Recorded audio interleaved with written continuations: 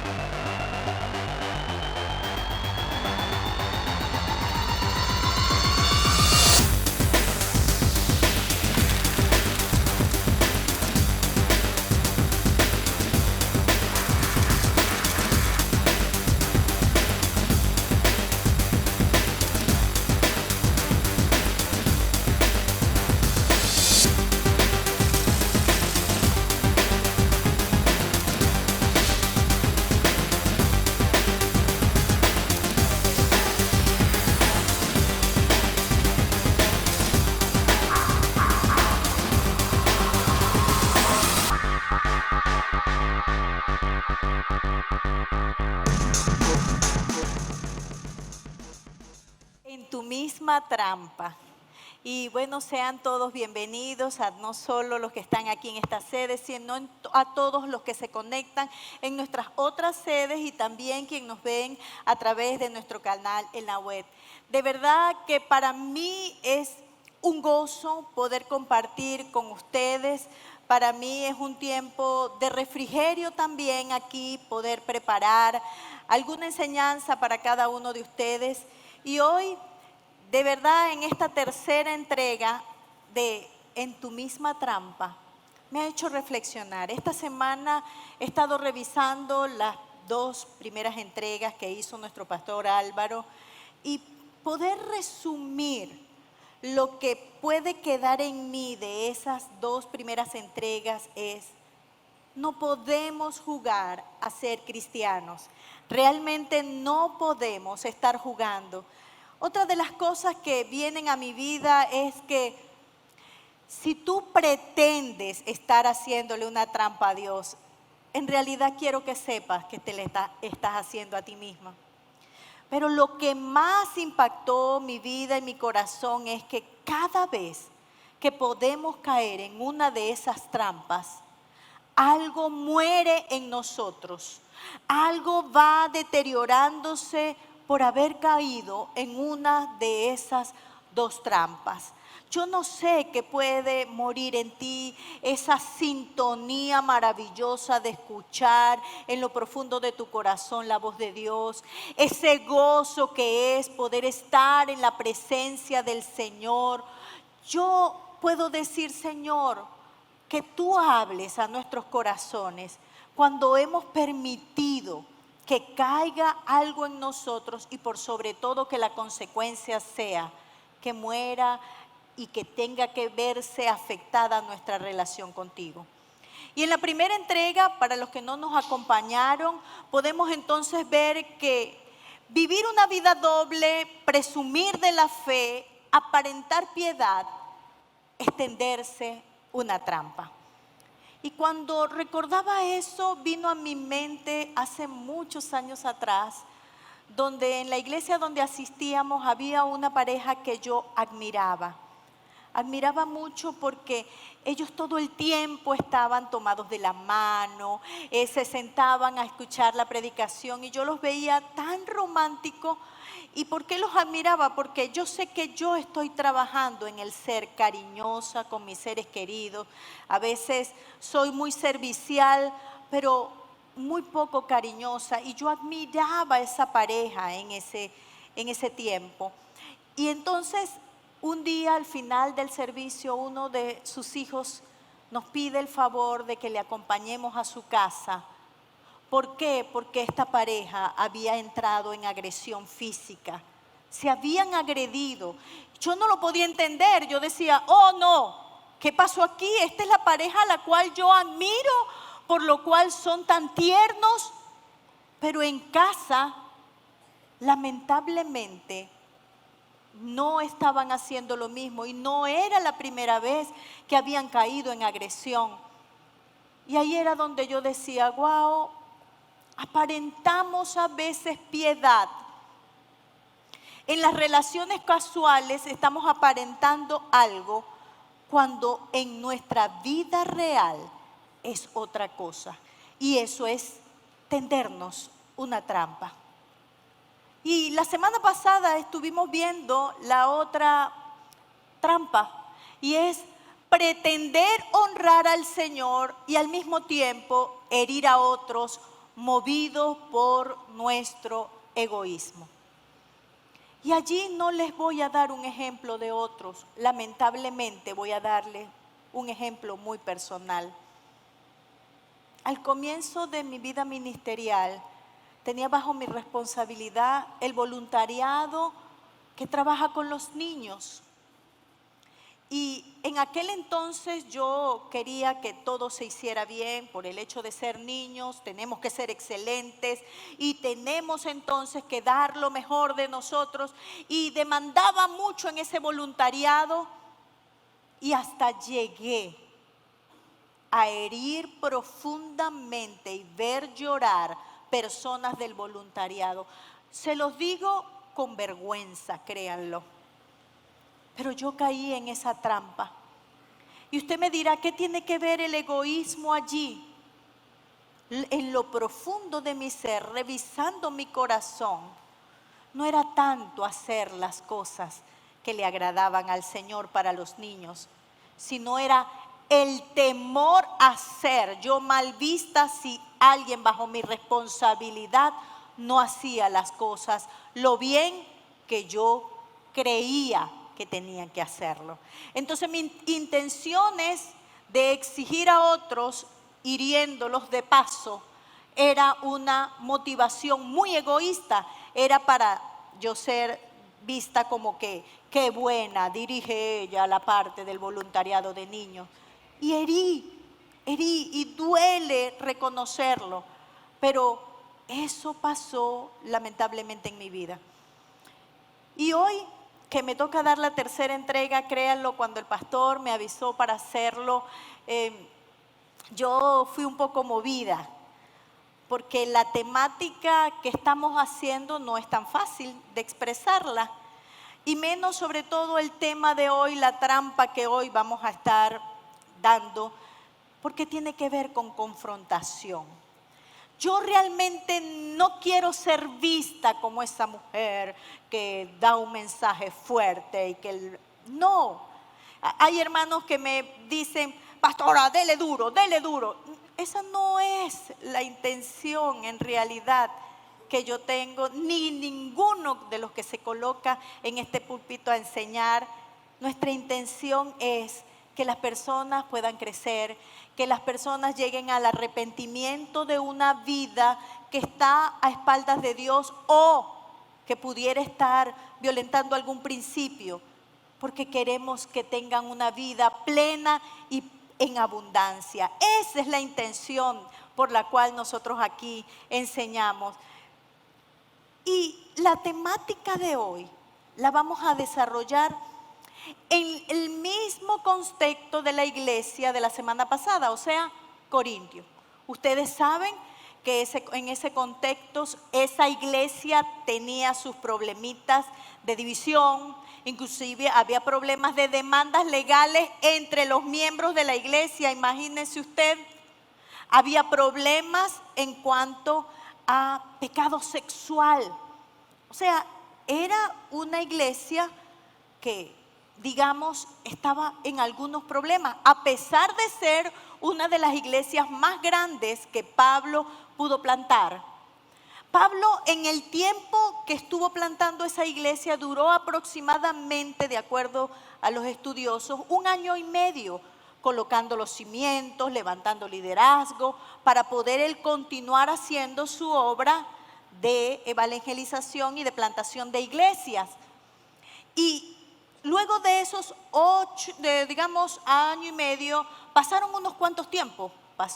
Se dice que aproximadamente unos 3 años para que un grupo de líderes de esta iglesia de Corintios, que yo me imagino decía, ¿qué debemos hacer? Decidieron ir a donde estaba Pablo. Pablo no podía trasladarse, pero decidieron ir allí. Y entonces luego allí, en ese contexto, ellos están allí con Pablo. Pablo decide escribirle una carta para que estos directivos la llevaran a la iglesia y pudieran entonces decirle qué es lo que debían hacer ante toda esa problemática que estaban viviendo. Ese es el contexto en donde vamos a leer ahora el versículo del capítulo 5 de 1 de Corintios, que dice así. Ya había tratado algunos problemas y ahora entonces viene con esto. Me cuesta creer lo que me informan acerca de la inmoralidad sexual que hay entre ustedes. Algo que ni siquiera los paganos hacen. Me dicen que un hombre de su iglesia vive en pecado con su madrastra. ¿Y qué más dice? Ustedes están muy orgullosos de sí mismos. En cambio, deberían estar llorando de dolor y vergüenza y echar a ese hombre de la congregación. ¿Se dan cuenta? Una palabra un poco fuerte, para no decir bastante fuerte. ¿Qué decía Pablo allí? Me cuesta entender. Esto no fue lo que yo les enseñé. Yo me imagino que él diría, ¿dónde está lo que yo les coloqué como fundamento? ¿Qué pasó? Se descuidaron, diría él. Por eso él dice, me cuesta entender que esto esté pasando entre ustedes. Alguien vive en pecado, dice, que ni siquiera los paganos. ¿Quiénes eran los paganos? Aquellos que ni se regían por la ley judía ni por los preceptos de la vida cristiana. Entonces dice, ni siquiera ellos hacen tales cosas, porque esas cosas estaban prohibidas para el tiempo, eran mal vistas para el tiempo. Este chico que está conviviendo con su madrastra, es más, eso era una deshonra para su padre. Y en ese dice no solo eso, sino que dice, están orgullosos. Por eso es que Pablo aquí no solo está en contra de que un miembro de esa iglesia estuviera en una vida de pecado. Lo que más afectaba era que estuvieran orgullosos, que jactanciosamente toleraran el pecado. Y Pablo estaba como consternado ante esa situación donde dicen, hey, ¿qué pasó? ¿Qué les instruí yo? Y ahí es donde nosotros tenemos que ver lo que hace el orgullo. Veamos lo que hace el orgullo en cada uno de nosotros. El orgullo como comunidad nos impide a corregir el mal. El orgullo que esta comunidad de fe, que era bien grande, que estaba rica en dones y conocimiento, les estaba impidiendo corregir el mal. Y es preguntarnos, ¿cómo estamos nosotros? ¿Hay orgullo en nosotros? Pero también nuestro propio orgullo nos impide ser corregidos.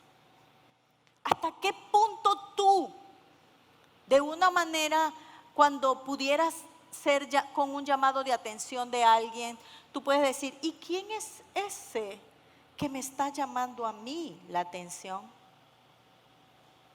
¿Hasta qué punto está entonces dejándote llevar por el orgullo? Y eso impide que tú puedas ver lo que hay en tu corazón y en mi corazón. Por eso siempre le digo, Señor, escudriña mi corazón y ve si allí hay algún pecado, porque necesito es un corazón humilde. Y la palabra de Dios también dice que al orgulloso o al altivo, Dios no le agrada. Allí hay varias cosas, dicen situaciones de pecado, en cosas que ni la ley lo permitía. Pero lo otro era que vivía en esa situación. No fue que el hermanito se descuidó, dejó de orar y tuvo un resbaloncito y bueno, y anda buscando a ver cómo con mucha pena se lo va a decir a su autoridad. No, no, no, no. No era esa condición. La condición era que estaba determinado y estaba permaneciendo en esa situación. Vivir en el pecado indica tiempo, prolongación de tiempo. Indica también que deliberadamente sabía que estaba haciendo lo malo, pero a pesar de lo continuaba haciendo. Eso era lo que Pablo estaba yendo contra esos líderes de la iglesia de Corintio. Muchos creyentes toman a la ligera la libertad en Cristo. Abusan erróneamente de la gracia que Dios da. Porque si bien Dios es un Dios todopoderoso y es amor, también es fuego consumidor. No distorsionemos el valor de la gracia, el poder redentor que Jesucristo nos ha dado. Miren, el pecado y Cristo redentor no se unen, créanlo, eso está opuesto. Y aquí es donde viene la primera parte de la trampa que hoy vamos a hablar. Y allí que dice, pensar que podemos ser una familia, iglesia saludable sin corregir el mal comportamiento es tendernos una trampa. El problema está aquí. El problema que aborda Pablo precisamente es decir, hey, deberías estar llorando, deberías tener dolor que eso esté pasando en la iglesia. Y él allí les insta a reunirse, debe reunirse y empezó a dar algunas indicaciones como diciendo, yo no voy a estar físicamente cuando ustedes se reúnan allá, pero en el espíritu voy a estar. Él entendía que estas personas en Corintios no estaban dejándose llevar por el espíritu, sino por sus emociones y por sus deseos de orgullo en su vida. Y ahí es donde entonces él establece en el verso 5 las instrucciones.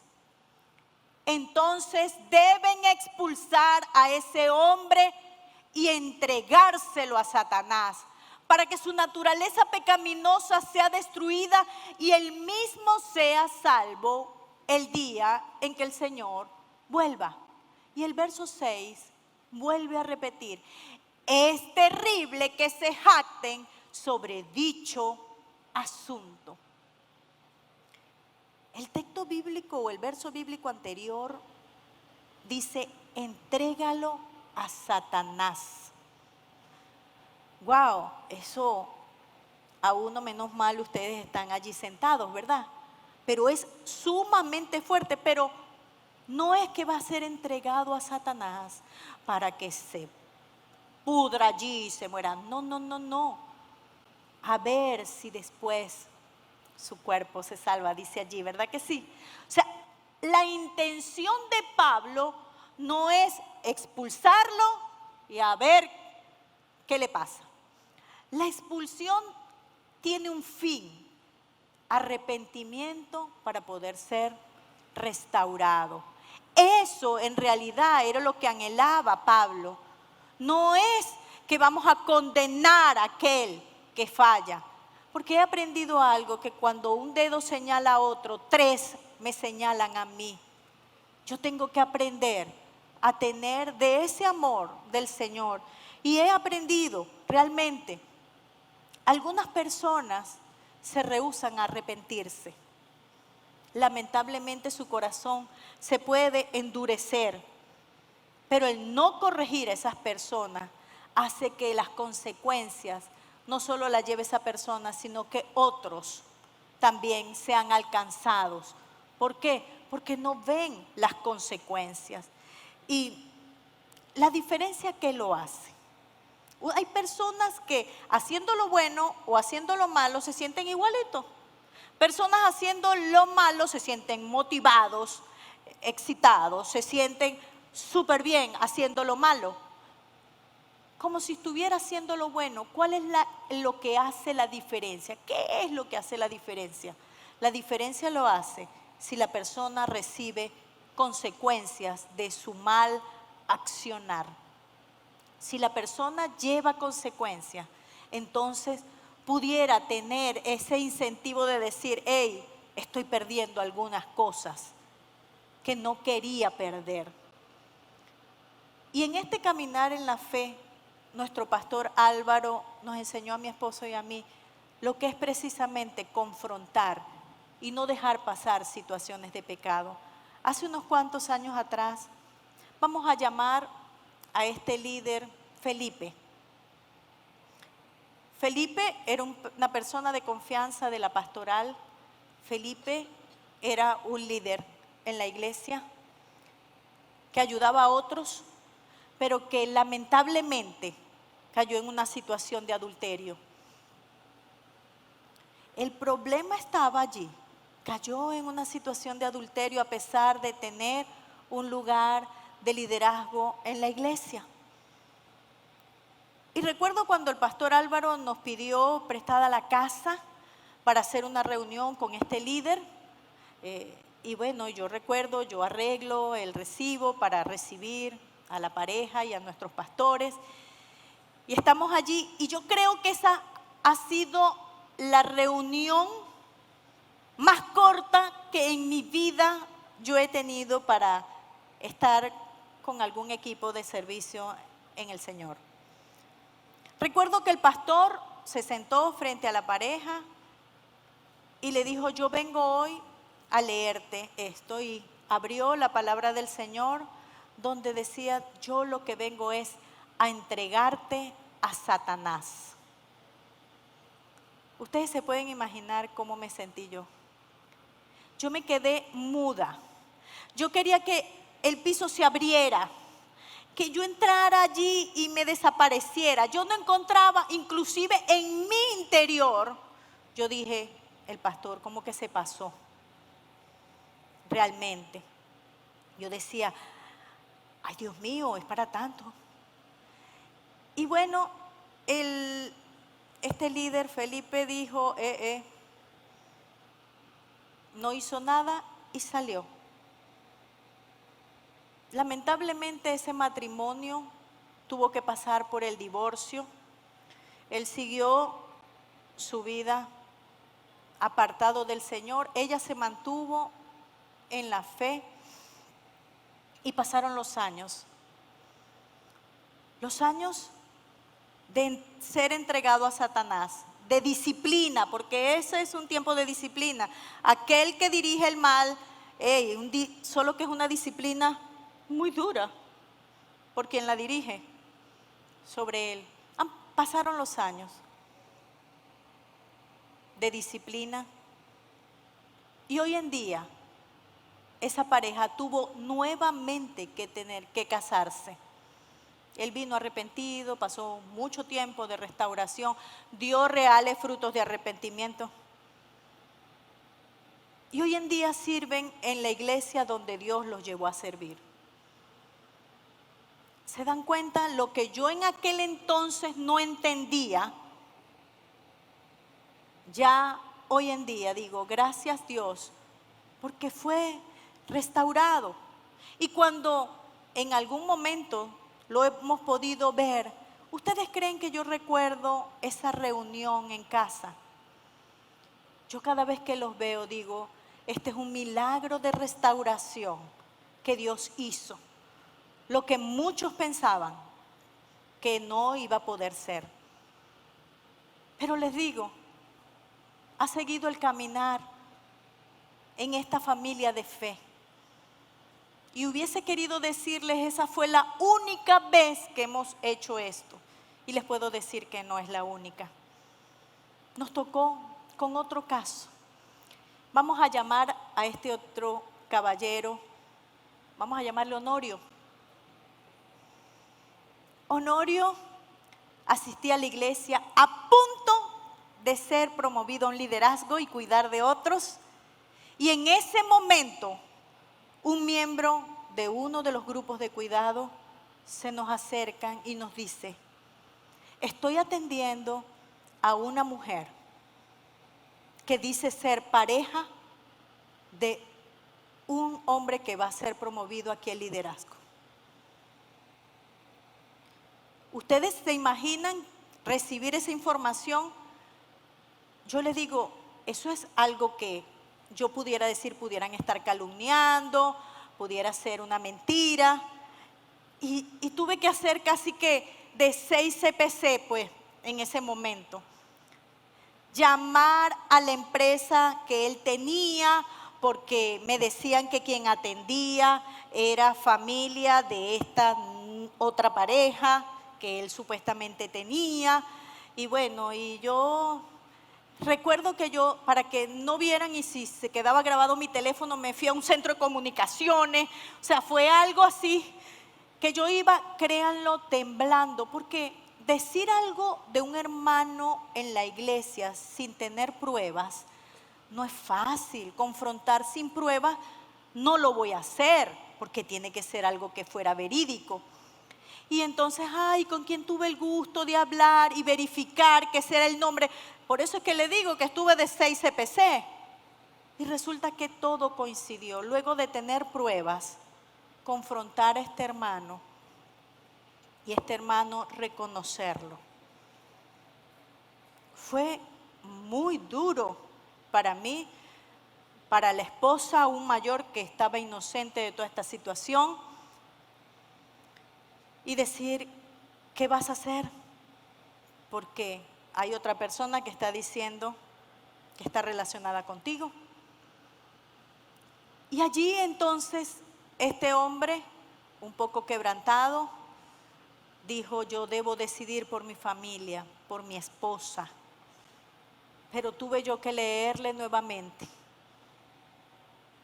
Primera de Corintios 5 y decirle, claro, asesorado por nuestro pastor, porque él es el que establece esas medidas, y decirle, tienes que salir de la iglesia.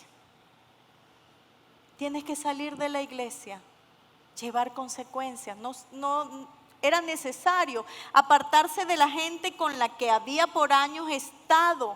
Le ofrecimos varias iglesias de pastores amigos para que llevaran un proceso, y él definitivamente pasó por algunos años un proceso fuera. Hoy están juntos esa familia y sirven al Señor y continúan sirviendo al Señor. Y recuerdo una vez que estando dando clases en el Riel de capacitación, este hombre se levantó y expuso cuánta molestia tuvo contra mí cuando, aunque él no dijo las cosas, tuvo contra mí. ¿Por qué? Pero que él reconocía que fue necesario para su crecimiento espiritual. La confrontación va a traer buen fruto. Pero tú y yo tenemos que entender cuál es el fin. El fin no es hacerle daño a aquel que se comporta mal dentro de la familia de la fe. El fin es que la persona se arrepienta, se ha quebrantado y se ha restaurado. Ese es el fin de la confrontación. El problema es que no nos podemos hacer los ciegos. No podemos decir, eso no me corresponde a mí. Porque como les dije, hay personas que tienen que recibir consecuencias para poder sentir dolor y apartarse de su mal camino. Yo no sé cuál fue la razón por la cual en esa iglesia de Corintios permitieron que esta persona estuviese haciendo deliberadamente esa conducta indeseable.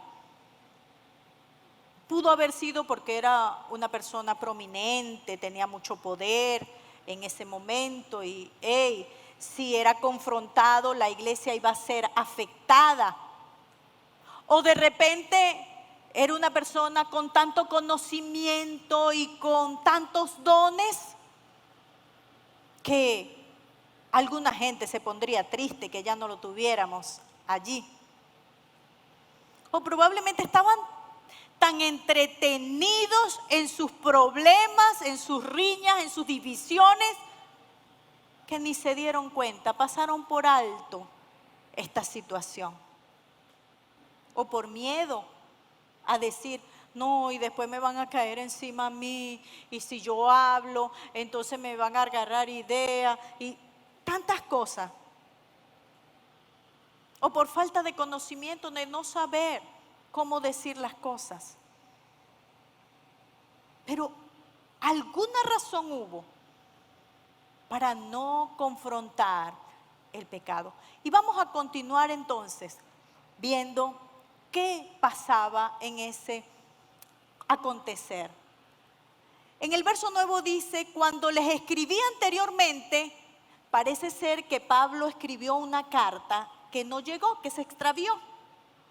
Y les dije que no se relacionaran con personas que se entregan al pecado sexual.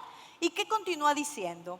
Pero no me refería a los incrédulos que se entregan al pecado sexual o son avaros o estafadores o rinden culto a los ídolos. Uno tendría que salir de este mundo para evitar gente como esa, porque eso es el pan nuestro de cada día. Ahora, en el verso 11, ¿qué dice? Lo que quise decir es, no se relacionen con ninguno que afirma ser creyente y aún así se entrega al pecado sexual o es avaro o rinde culto a ídolos o insulta, en otra versión dice, levanta calumnia o es borracho o es estafador. Ni siquiera coma con esa gente. ¿Qué más dice? No es mi deber juzgar a los de afuera, pero sí es responsabilidad de ustedes juzgar a los que son de la iglesia y están en pecado. Y para terminar, mire lo que dice. Dios juzgará a los de afuera, pero como dicen las escrituras, quiten al malvado de entre ustedes. Ahora, yo te digo a ti, amigo, que vienes hoy por primera vez o que tienes poco tiempo aquí en la iglesia y no has estado comprometido con la familia de la fe, esto no es para ti. Esto no es para ti. Yo te quiero decir que un Dios es un Dios de amor y aunque allí dice que Dios juzgará a los de afuera, te puedo decir que conozco a un Dios restaurador, amoroso, que te quiere llevar a un nivel mayor, que no quiere que si estás practicando alguna de esas cosas, sigas atado y te quiere dar la libertad que solo a través de Cristo se puede tener. Eso no es para ti si estás invitado, si tienes poco tiempo viniendo. Este mensaje es para los que llamándose cristianos, a los comprometidos, a pesar de saber lo que es bueno y lo que es permitido o no, hacen tales cosas. Así que te digo a ti, amigo, no te sientas mal por lo rudo que puede ser este mensaje, pero sí te digo, hay una mejor vida y Cristo te la quiere dar. No permitas que sigas atado, sino que tengas vida y que la tengas en abundancia. Eso es lo que Dios quiere para ti. El matrimonio o la relación de una persona con su madrastra estaba prohibida ante la ley judía. No se permitía. Y usted también en el día a día de hoy dirá, si alguien está relacionándose, si el hijo de su amigo está relacionándose con la madrastra, usted dice, ¿qué dice? Epa, eso no es permitido. Y tú no digas, bueno, yo estoy, gracias a Dios, que yo estoy libre de pecado sexual. Pero te hago la pregunta, ¿has calumniado? ¿Has andado en chisme? No para señalarte, sino que Dios hoy te dice, hey, el mal comportamiento tiene que ser corregido. Dios nos dice hoy, no podemos tolerar el comportamiento que puede dañar a las personas en una comunidad de fe. El problema es que esto puede afectar. Si la iglesia es la esperanza para este mundo, hay gente que está fuera de la iglesia cansada de vivir una vida desordenada y llega a la iglesia y se consigue con el que lo ha estafado. ¿Qué puede decir esa persona? ¿Es la iglesia la esperanza? No. Por eso necesitamos corregir el mal comportamiento, porque está Dios diciendo, vamos a ser la esperanza para este mundo. Mira, los corintios pudieron haber dicho con mucho miedo a esa persona tan prominente, decirle, bueno, mira, disculpa que te lo diga, tú vas a salir calladito, pero por favor, esas conductas no se permiten, váyase y no decimos nadita de usted. Ellos pudieron optar por eso. O de repente decir, bueno, Señor, llévatelo, Padre de la gloria, así como Ananías y Zafira.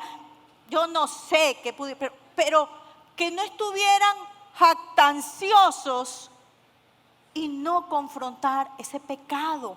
El problema fue ese. El problema es que sabiéndolo, no hicieron absolutamente nada y no vieron que con eso afectaban a otros, se afectaba la iglesia. Eso es lo que hoy Dios nos está demandando. El pecado de una persona, el mal comportamiento de una persona va a afectar a otros. Y somos la esperanza de esta tierra. Y veamos ahora entonces a plenitud la trampa que nos podemos tender. Aparte de pensar que podemos ser una familia, iglesia saludable sin corregir el mal comportamiento, es decir que soy un seguidor de Jesús y al mismo tiempo entregarnos al pecado. Esa es la trampa que no nos podemos permitir caer. Que tenemos que revisarnos. ¿Qué está pasando en cada uno de nosotros? Y hay preguntas que trabajamos para que apliquemos esto de revisarnos. ¿Será que caigo o no caigo en esta trampa? Y vamos a hacerte una primera pregunta que te la vas a llevar a tu casa y que la vas a digerir a ver qué está pasando. ¿Estamos orgullosos de nuestro conocimiento, poder espiritual o compromiso como familia o iglesia? Somos los máximos. No hay comunidad de fe como esta. Guárdanos, Señor, del orgullo. No somos una iglesia perfecta, pero buscamos ser saludables. Y saben, no somos iglesias perfectas porque tú y yo somos parte de ellas, seres imperfectos. Pero queremos ser una iglesia saludable, que vive los principios del Señor, que guarda a los más pequeños. Y que aunque personas prominentes, personas de poder o personas que están comprometidas, están fallando, se les llama la atención por amor a aquellos más pequeños. Necesitamos revisarnos. Es que creemos que no necesitamos algunas pinceladas. Es que como familia, evaluémonos como familia, no tenemos cosas que corregir. Estamos orgullosos de que a mí nadie me tiene que decir nada. Yo me sé todas. Yo sé todo. Es cuestión de revisarnos. Otra pregunta que tenemos que hacernos en esta semana. ¿Se ha convertido el orgullo en un impedimento para corregir el mal en nuestra familia o iglesia? El orgullo puede ser, yo lo estoy haciendo bien, allá ellos que no se prestan atención a la gente. Allá ellos, eso no me corresponde a mí, por temor a que sea afectado mi posición, porque yo tengo una alta estima de mí mismo. ¿Será eso que está impidiendo corregir a la familia, a la iglesia? ¿Qué está en nosotros? Dime tú, ¿puede más tu estatus estar bien que corregir a la familia de la fe, que es la esperanza para este mundo? Y por último, y más personal, ¿en qué asuntos o situaciones te resistes más a ser corregido o disciplinado? ¿Habrá algo en ti que tenga que ser disciplinado o en mí? Yo le pido al Señor que me revise. Yo le doy el permiso, Señor, aquí estoy. Revísame qué tengo que corregir. Día a día quiero seguir sirviendo al Señor con todo mi corazón, con todo mi ser, pero no siendo tropiezo para otro. Digo, Señor, quiero sacarte una sonrisa. Quiero ser de bendición para otros.